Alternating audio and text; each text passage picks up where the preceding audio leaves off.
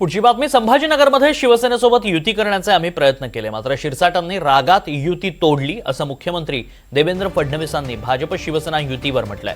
तर संभाजीनगरमध्ये भाजप नंबर 1 चा पक्ष असेल असा दावाही फडणवीसांनी केलाय।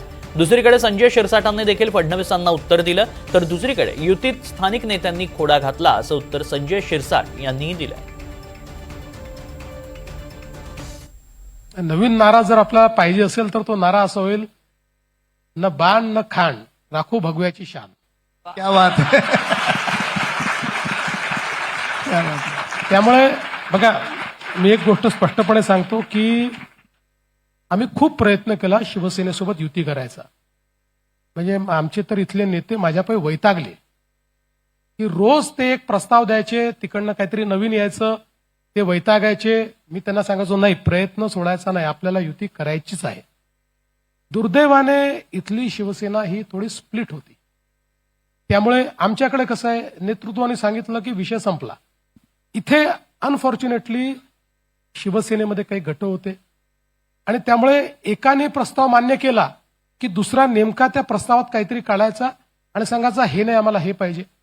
असं 4-5 वेळा झाल्यानंतर मी प्रत्येक वेळी त्यांना सांगायचो की चला, त्यांनी म्हटलं नव्याने प्रस्तावावर म्हणजे आता मंत्री संजय शिरसाट जी आहेत त्यांच्याशी मी अनेक वेळा बोललो, त्यांनी मान्यता दिली अनेक वेळा की ठीक आहे, हे करून हे करा। मी यांना सांगायचो चला हा वॉर्ड नाही, हा वॉर्ड देऊन टाका, चला सिटिंग असला तरी एक देऊन टाका।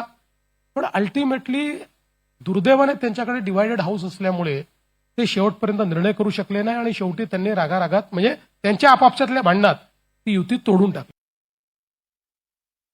हे बघा, मी स्पष्टपणे सांगितलेलं आहे की त्या दिवशी शेवटची बैठक वर्षावर मुख्यमंत्री आणि उपमुख्यमंत्री होते, त्यांच्याशी मी माझ्या घरातून संवाद साधत होतो सकाळी 4:45-4 वाजेपर्यंत।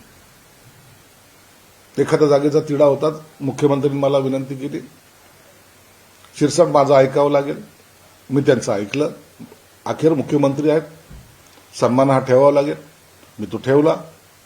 परंतु त्याच्यानंतरची जी काही परिस्थिती, सकाळी जो भाजपकडून प्रस्ताव येणार होता त्यामध्ये भाजपच्या स्थानिक नेत्यांनी खोडा घातला, त्याचा पुरावा माझ्याकडे आहे।